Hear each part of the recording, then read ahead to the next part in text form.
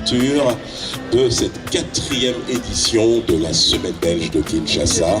Un moment très particulier, lancé il y a de cela 5 ans déjà, vous le savez. Je voudrais surtout vous souhaiter à tous une merveilleuse Semaine belge. Peut-être qu'on aurait dû en être à la 6e, mais je vous promets que tant que je suis là, je serai ravie d'inaugurer la 4e, la 5e, la 6e, la 7e, enfin jusqu'à ce que je doive quitter mon poste. Je vous souhaite une merveilleuse Semaine belge encore, une très belle soirée à tous. Merci beaucoup.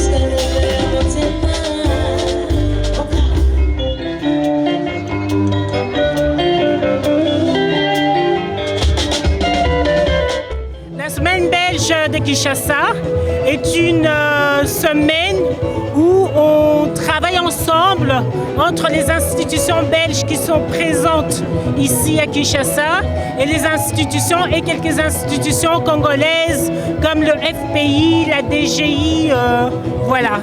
Alors le choix de Silicon Village, tout simplement parce que Silicon Village est un environnement où il y a plusieurs entreprises autour.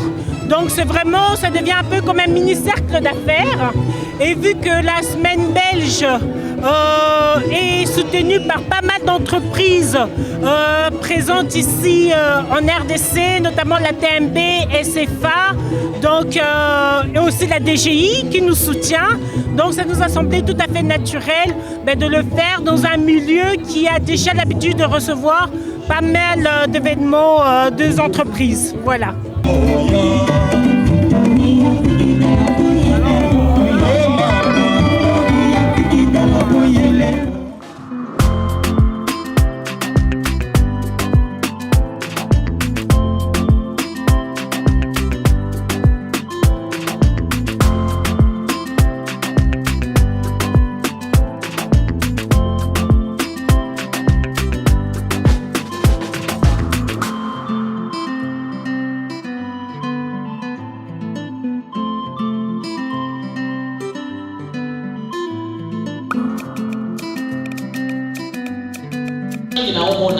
Nous avons formé dans le cadre de la Commission nationale de femmes entrepreneurs.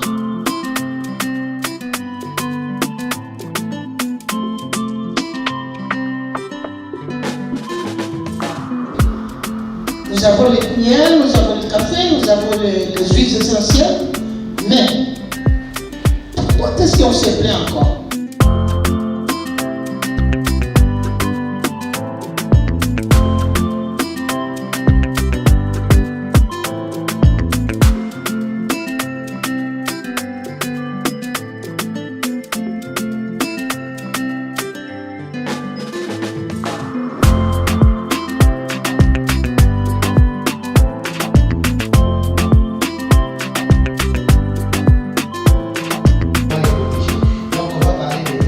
Alors évidemment, tout ce que j'ai lu et qui m'a réellement servi comme source pour préparer mon texte, ça doit apparaître dans votre bibliographie finale, à la fin de votre article ou à la fin de votre livre.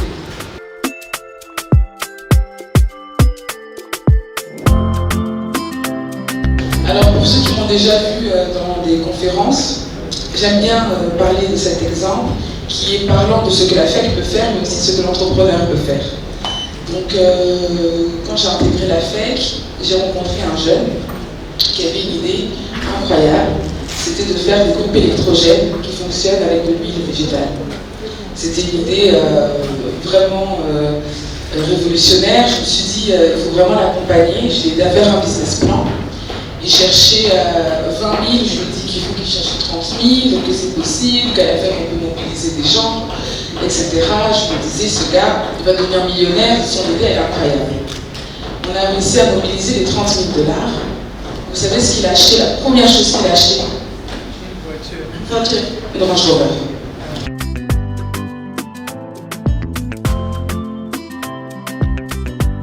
Vous pouvez apporter justement à ces institutions en termes d'expertise Et donc nous, l'avantage au niveau de la Commission nationale des femmes entrepreneurs, nous sommes sur toute la RDC, donc nous avons ce problème et les femmes que nous encadrons sont confrontées au problème du commerce transfrontalier.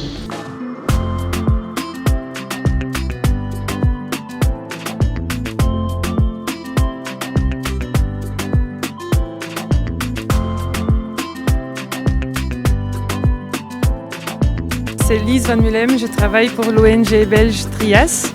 C'est notre première participation à la semaine belge, mais c'était vraiment très intéressant. Nous avons pu faire connaissance avec plein des acteurs du secteur café-cacao et aussi plein des acteurs qui sont intéressés à y travailler d'une manière durable. Et c'était vraiment très enrichissant d'entendre comment tout le monde essaye de s'investir pour faire la promotion des produits congolais et des produits congolais d'une manière durable, congolais, belge, tout le monde réuni, vraiment très enrichissant.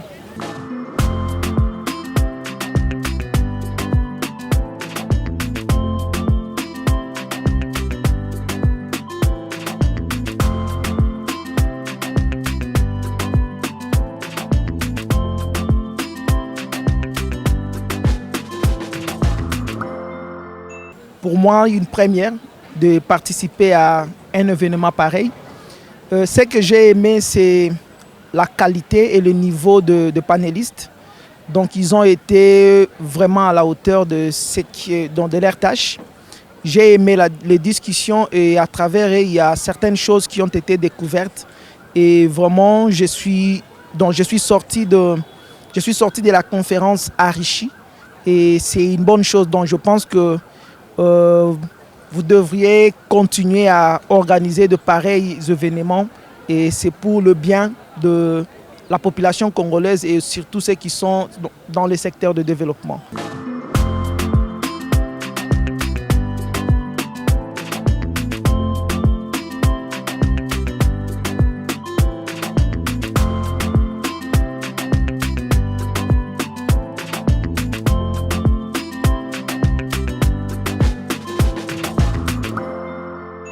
Eh bien, l'édition précédente, nous avons travaillé sur les mécanismes de réduction de la dégradation et destruction des forêts.